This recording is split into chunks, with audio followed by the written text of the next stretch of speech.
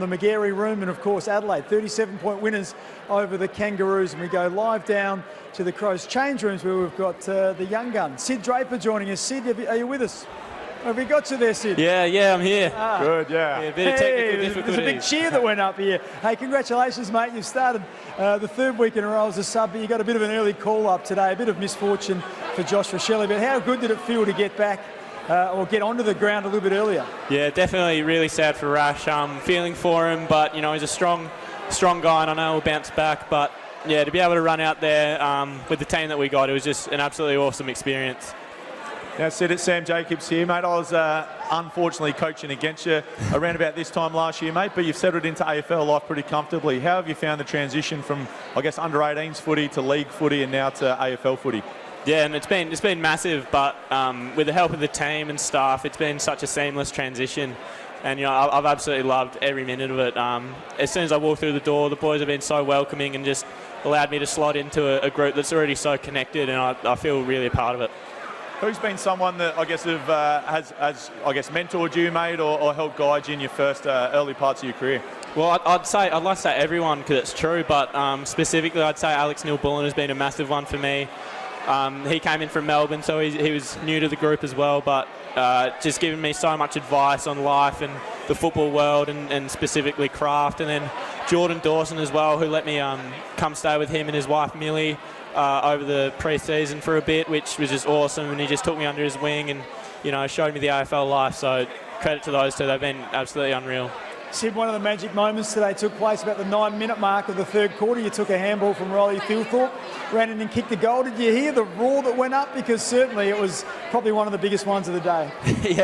Yeah, the Crows faithful were absolutely awesome. You know, I can hear them when I warm up sometimes, but you know, they're just unreal. They show up in numbers and they're so loud, and it's awesome to hear. It just gives you a boost of energy. So, yeah, love the fans. Yeah, it was one of the highlights of the day. Tell us about North Melbourne's midfield, because they were a real challenge. In the end, the numbers with clearance were about even, but they were pretty solid, and they gave you a real fight. Oh, yeah, it was you know, I haven't played much AFL, but in my football career, it's been one of the hardest games to play. They're such a good young side, and I'm sure they're going to go far because, you know, they're a real force to be reckoned with, I reckon. Now, Sid, obviously a fantastic start to your career. Obviously had some good wins, but also, mate, take us back to last week playing on the MCG. You know, obviously a country kid from Wollonga, come up through the pathways, mate, in South Australia, but to get over there and on the MCG and have a fantastic win like that must have been exciting. Yeah, well, you know, it's the Coliseum, and it's every kid's dream to sort of play on that oval and to play on it with these, you know, 23 boys. It's absolutely unreal. It's such a great group that we have. And to run out there with these guys is just so special, and I'm so fortunate. Now we're 3-0, mate. We'll look towards, I guess, a little bit of next week, but obviously had three great wins to start, which we sort of touched on. But looking ahead to the Gold Coast, mate, I know you'll have time to reflect, but how do you feel about going up there? And obviously they're a really formed team in the competition right now.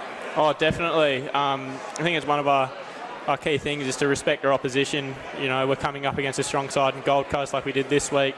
But, you know, we're going to trust our process, trust what works for us, and, you know, see how we go.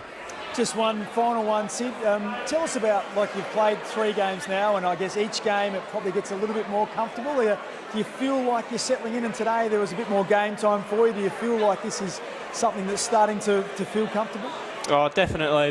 The more you play, the more comfortable you get. But as I said, with the group that we have around me, it just, you know, makes my role super easy with all the boys talking to me and, you know, letting me know if I'm in the right spot. So, you know, I can't be allowed to play like the way I do without the boys that are around me. So, yeah, it's credit to them. Sid, thank you very much for joining us on Crows Live. Mate. Congratulations on the start to your AFL career, and we are going to take so much pleasure and joy in watching you develop over the coming years. Thanks, Vic. Thanks, Sauce. Thanks so much. Cheers, mate.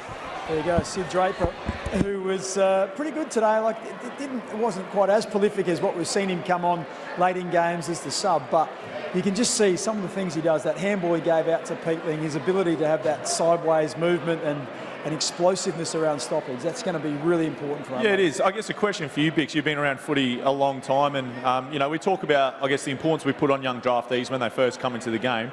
How valuable do you think it's for Sid to come in and, I guess, you know, play the sub role, play I guess, not a bit role, but just, you know, a little bit of a back seat rather than him having to come in and, you know, everyone expecting him to dominate from the start? Yeah, look, answered a lot of questions this week. A lot of people asking, is it fair that he's being the sub for the third week in a row? But look, I think Adelaide now, you start 3-0, you're really expecting Adelaide to go on and hopefully be playing finals, which means you're going to probably play 25 or 26 games for the year. And one of the things, particularly with first-year draftees, by the time you get to around 15, 16, 17, the body really is starting to feel it. So if we can nurse players like Sid and some of the other sort of younger players, Dan Curtin probably fits into that as well, and maybe even manage them come later in the year.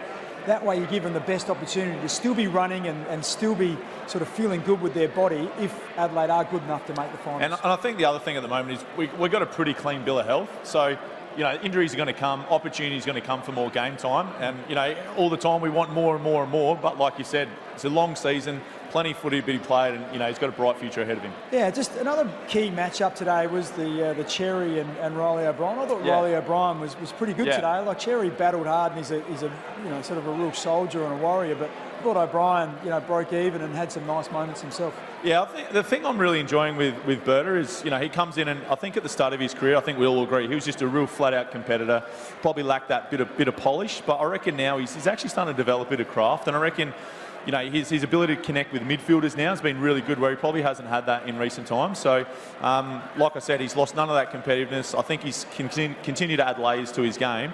And Tristan Cherry's obviously, one of the top echelon ruckmen in the league. And I thought he, did really well today. Well, we're going to talk to one of the Crows defenders in a second. I thought the defence was pretty good today. Lairdy was outstanding, over 30 disposals in his 250th game. I thought Mitch Hinge, the later the game went on, or the longer the game went on, he was really good. And Josh Worrell was another one who was able to, once again, he finds the footy really well. He makes good decisions with ball in hand, so I enjoyed his game. James Borlace got an opportunity coming into the side with the late withdrawal of Nick Murray. How did you see his performance? Yeah, no, he's really good, Boz. And I think he's been AFL ready for probably 18 months. And I guess the fortunate thing with health is that, it is hard to get opportunities. So when these guys do come in, you see they're not only hungry, but they're looking to really grab a hold of their opportunity as well. So, he's been really good. He's obviously a big boy. He's AFL ready. And it's great that he's able to come in and pick up where he left off at times last year as well. Okay, we're going to go down to the rooms again. I think we've got one of the assistant coaches joining us, Scott Burns. Burnsy, welcome to Crows Live. How you going, boys? Yeah, very well. Just give us a few of your thoughts in terms of how you summed up today. You'd be pretty happy, I suspect, with the 4 points. Yeah, we were. It was a pretty tough game all day. It was. We've sort of admired the way they've gone about it this year, especially North, with their their mids and periphery on the midfield. They're hard at it, they're strong, they drive well, they're hard to tackle, and they're pretty competitive. But, our boys really stood up tonight, or this afternoon, inside the stoppages as well. I thought they were terrific. Cherry's been dominant the first 2 weeks. I thought Rob was fantastic against him. And we got the rewards in the end. It wasn't easy, but we ended up kicking another 17-odd goals today. Burnsy, Sauce here, mate. Well done again, not only today, but the start of the year. But I guess last year, we copped a little bit of heat at times for not being as offensively dangerous as we were, the season prior. But obviously we get a bit more personnel back with Phil Thorpe. Obviously Neil Bullen comes in, Peatling, Isaac Rankin and all that sort of stuff. But how does that gone this year, obviously, just getting the continuity of those players actually playing together? Oh, it's massive. You're talking about quality players. I said on radio during the week that you got the 4 inclusions, the 3 new players we've got from other clubs and Draper, and there's probably about half a dozen who weren't playing last year. So you got 10 quality players in the team. That helps. And probably last year we probably resurrected the footy a little bit too deep in our D50, so we couldn't really get our game going. Having said that, when we got it inside 50 last year, we still scored well, one of the better teams in scoring, but we just didn't quite get that supply. And that's why this year I think our biggest turnaround hasn't been necessarily the way we've moved the ball or maybe our forwards, but I think our mids and Rob especially are really giving us first look at it a lot more than probably what we did last year. Scotty, the first couple of weeks you've been able to get what you want with your ball movement. You've been able to bring it back through the corridor, change directions pretty comfortably. I thought North defended that pretty well, but you still were able to use the ball and generate some of those one-on-ones inside 50, and blokes like Riley O'Brien and Tex really appreciated when that ball moved quickly to them. Oh, there's no doubt we're dangerous when it does move quickly, because we know we've got 1v1 players, key forwards who are excellent 1v1 players, so it doesn't have to be out in front of them. And the other thing too is it's our smalls coming back in. I think Keezy kicked another 2 today. Unfortunately lost Rash, but we still managed to replace that with Peatling and Draper at times. Yeah, look, it's been really pleasing. We're probably a little bit disappointed at half-time. We didn't shift it a bit more with ball in hand. We wanted to get out the open side a little bit quicker than what we did. Because what North Melbourne are, they're a very good team in making a team go down one side and they defend it. And we, besides Comben taking a few marks in the last quarter and a half, we were reasonably effective in denying them winning the ball back. Burnsy, I have to ask you about the big Texan. Everyone in the room behind me obviously loves him as well, but he just seems to, I guess, number one, enjoying his footy more than ever, but he just seems to be okay with sort of taking a back seat at times and letting Fogarty, letting Thilthorpe sort of have their opportunities, and sort of he just takes his turn when he gets it. But obviously having a massive impact on games still. But those three seem to be working really well together. They don't get in each other's way. They complement each other really well, and they're obviously, looking really dangerous and potent at this time of the year. Yeah, Tex is moving really well. That's the main thing we keep a check on all the time, or an eye on. If he's got his quick feet at training especially and feeling good, he generally plays pretty well. Riley, what's really helped Riley, I still think, is going in the ruck for 5 minutes a quarter. It just freshens him up, gets him around the ball. And Fogg was a little bit quiet today, but still really important. But his first 2 weeks have been absolutely outstanding. He's improved his footy this year, so it's a headache for opposition. At the moment, if they've only got to come in with 2 key tools, or 2.5, we're basically saying to them, well, good luck, because we're going to try and keep our 3 tools on as long as possible and try and hurt you. Scott, the other thing I enjoyed today was the fact you're not relying on the same people every week, because, we know that the skipper has been outstanding the first 2 weeks. He probably wasn't as prolific as what he has been, and Matt Crouch was a little bit quieter, but that just shows that you've got other people that can stand up. Saligo was great, Rankin was great, Peatling around the footy, so that depth through the midfield is really there now. Yeah, I think probably Peatling was the one we're probably most happy with today, in the sense that he'd probably been a little bit quiet the first few weeks, found the ball today, did some really important things. Like you said, it's hard when you've got 7 or 8 really good players that can all play midfield. They all can't get the ball, so each week's going to rotate. It's like the forward today. Tex is the one that kicked 4 today, and we'll just keep rotating that. There'll be a couple of the key forwards that maybe for 2 weeks in a row only kick one in each game, but the next week they might get that 3 or 4 goals. So when you've got those different options, it helps us, but it's certainly hard for the opposition to really take someone out of the game.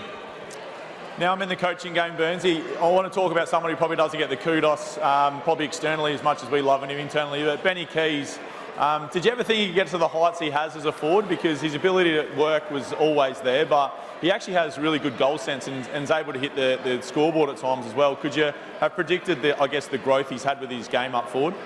Yeah, I mean, one thing with Keys, he just works so hard on his game, no matter whether it was midfield or whether he's playing forward. Like, he's always, I would say, a great example setter for our younger players, because he's won the best and fairest last year, or tied with Dawson. He still do the most touch. He'll do the ice bath. So everything from a professionalism point of view away from football, he's absolutely outstanding. The other thing what he does bring is he's continually chasing, he's continually tackling. You see him in D50 a lot, and then all of a sudden he pops up in forward 50. So he's got a great tank. He's really accepted the role, and sometimes it's hard for midfielders, or especially when you're midfielder when you're younger and played early as a midfielder at AFL level. It's hard to go back and maybe play in the back line or play in the forward line, but he's really accepted it and he's loving it. And the other little fella who's accepted it is Laddie in the back line, who's our leading disposal getter today with 250 touches. So he was outstanding as well. Scott, thanks for your time today, mate, and good luck against the Gold Coast Suns next week. No worries. Thanks, lads. See ya. Well done, Burnsy. Thank you. Scott Burns, assistant coach there, and he would be pretty happy. Like I say, most of the players that he mentioned there was all good stuff that happens all the time. I think the key takeaway for me was the discussion around James Peatling, and how today, after, as Scott said, being a little bit quiet in the first 2 weeks, he's stood up. And the one thing that surprised me is his power. He actually can really run strongly out of contest, and a couple of times today broke some tackles. So, very impressive today, and adding to that midfield mix, which Adelaide are going to need next week. You only had to watch the Gold Coast Suns yesterday, and you're looking at Rao and Anderson and Took Miller and those guys. They've got a very, very good midfield setup, so that's going to be a real test for Adelaide. Yeah, it is, and I think just going back to Peatling, he was highly sought after at the end of last year, wasn't he? So I guess that sort of shows the importance and how much the Giants rated him, and obviously how much he was rated around the competition as well. But yeah, you're right. Obviously, going up there is going to be a little bit different. The conditions will play a little bit different, as we know previously as well. But the Suns are in fantastic form. Obviously, did the job against Melbourne. And I think we're probably two clubs that have played pretty attractive footy as well. So I don't think it'll be an out-and-out scoring game, but it's going to be some sort of defence, but it's going to be a really good game to watch. It will be. Just looking at some of the other players that played well today, look, Dan Curtin's starting to find his feet in the role. So kicked the goal last week, 13 or 14 disposals today, was very similar. Kicked 2 goals today, though. Did some really nice stuff. There was a really important one. I think it was Sid Draper's first goal. He won a contest against 3 other North Melbourne players. So he starting to look more comfortable and probably starting to get an understanding of what the role looks like that they're asking him to play, which is that it's now become more forward, less wing. So he's got, like a bit of a feel of what it looks like. As we see a couple of the boys there in the change rooms just limbering up.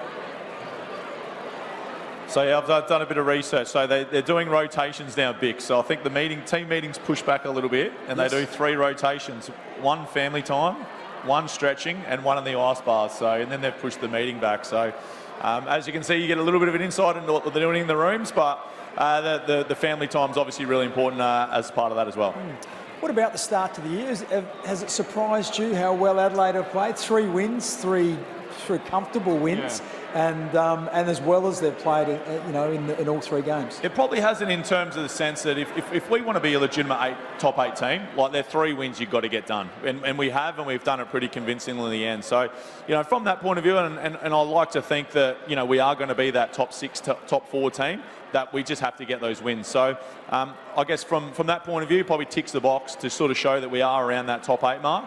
Now the challenges come against Gold Coast, against Geelong in the next few weeks to really see where we're at. But I don't think we could be better positioned, really. The boys should be feeling confident. You look at someone like Fremantle, who they have 2 really hard games to start the year, and now they're playing West Coast today, and they've got their opportunity. But I think the players walk away from the first 3 weeks feeling pretty good about themselves. Yeah, and tell us a little bit about the advantage. I know Adelaide have only got, the 1 injury, really. That's Nick Murray, who didn't take his place today. We've talked about Cumming and Peatling and Neil Bullen and getting that continuity of having the same players around them week in, week out. That cohesion factor is really important. Yeah, it is. And I don't know why, Bix, and you've been around footy a long time, we always talk about that team that comes from outside the top 8 and pops to be top 4. I think you don't like to blame injuries, but it played a significant part last year. Like we were missing some significant players, and I think the growth and probably the resilience that we built last year has put us in a really good spot for this year. Okay, we'll go back down to the change rooms and. We're just waiting for Locky Shaw, who's going to join us very shortly. So just one more question. With Locky Shaw, first 2 weeks have been outstanding, a little bit quieter today. Yeah. I think part of that was, as we heard Scott Burns say, just their inability to get the switch of play and get out to the open side. He's one of those wingmen that does enjoy that. So I guess from one sense, it's good that Adelaide, they can have some of their strengths taken away but still find a way to win. Yeah, and I think when you were coaching me, Bix, I think we worked on about, 16 plays. If 16 players won their positions, you pretty much win the game. So I think, it wasn't Sholey's turn today to have that really strong performance, but the role he plays for the team is obviously outstanding. I think probably shows you the importance of him. He missed a little bit of footy in the pre-season, but comes straight back into the team. I think that's probably a pretty good indication of how important he's rated within the team. Yeah, just looking at some of that forward combination has been amazing in terms of multiple goal kickers. We've had that all 3 weeks. So you think about the 3 key forwards. A lot of people saying, can you play 3 key tools? Walker with 4 today, and both Thilthorpe and Fogarty multiples. That's pretty much been the way it's gone all 3 weeks. Dan Curtin's a big player as well. So it's interesting, isn't it? Adelaide have 4 tools effectively. You've got Hawthorn, who have got 1 and have a sort of lot of fleet-footed players.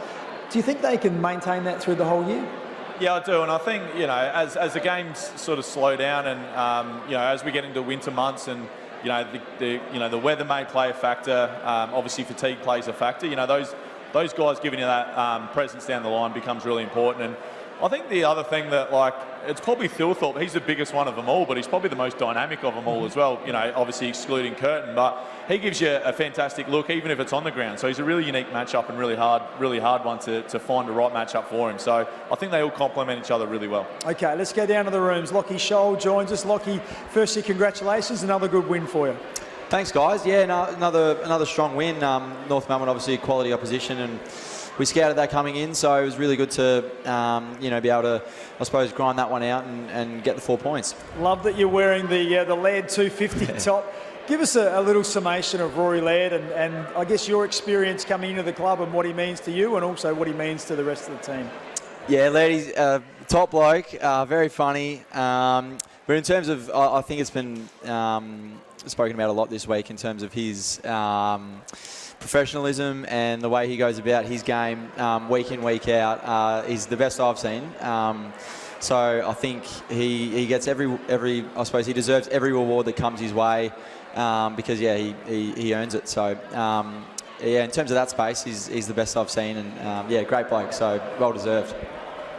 Charlie, well done today, and obviously to start the year, mate. But how much are you enjoying, I guess, being a part of this group of probably 10 players in our team that can virtually play a bit of midfield, bit of wing, bit of half forward, bit of half back?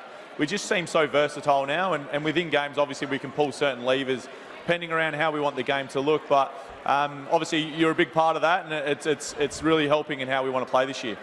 Yeah, no, it is Source. It's good to, I suppose, be able to have players that can play multiple roles. As we know, footy sort of throws up different scenarios each week, so it's good to be able to, I suppose, adapt to that and, I suppose, stay open to, things that might come our way. So, it's really important to have those guys and also, put an emphasis on, playing that role, whatever it is, and at, whatever stage it is during the game as well. So, we're in a good spot at the moment in terms of our connection and things like that between line groups and things like that. So hopefully we can keep it going. We obviously know how important rotations are. How do you manage that within, I guess, you guys on field? If someone's, I guess, playing a role a certain way, or you want to change your look up, do you guys have a bit of a license to do that on the field, or are you pretty rigid in terms of how you run those rotations?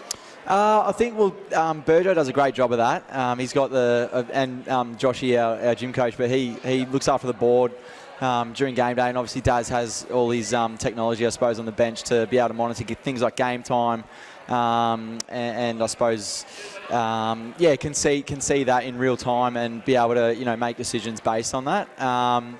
In saying that, sometimes you're out on your feet and you need a spell, so players can come and go, I suppose, as they please within reason. But it's mainly Burjo in terms of rotations.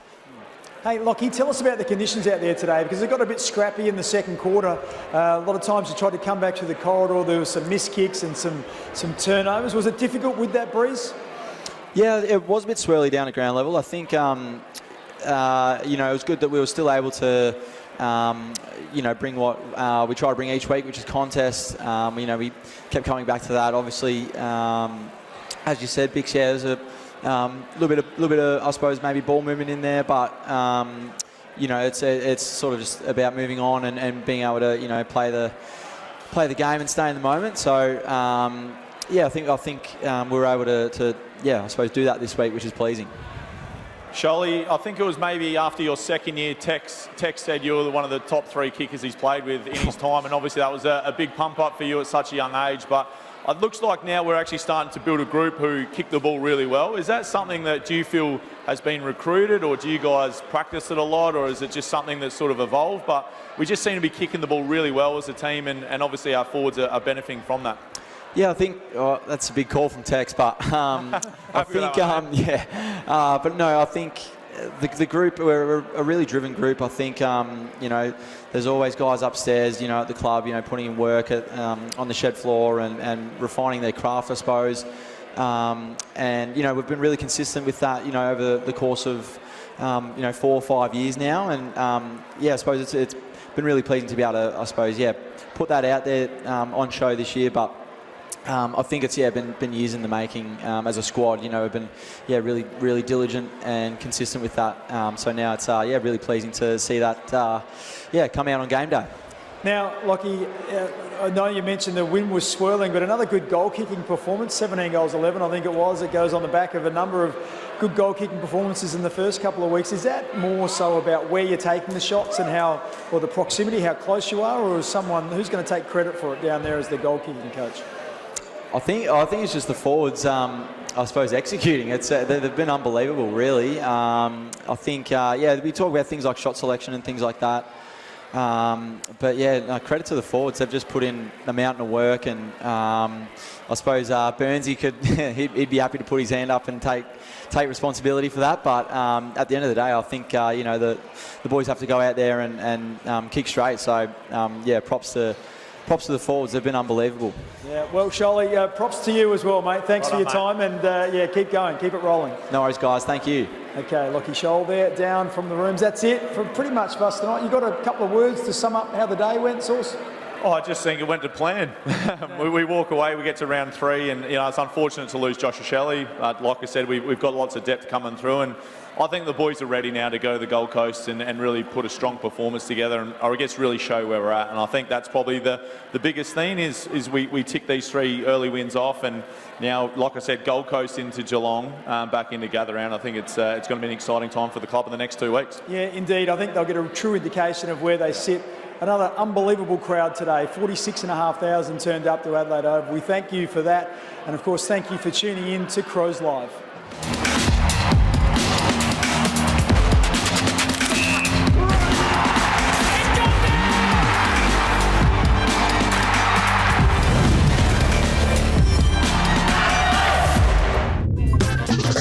Don't forget, you can join Brodie Smith, Ebony Marinoff and Mark Thomas every Sunday morning on Triple M from 9 a.m. You can also download the podcast on Listening. Crows fans, get game day ready with the Adelaide Crows official home and clash kits on sale now. Don't miss out. Grab yours today and show your true colours. Available in-store and online at shop.afc.com.au.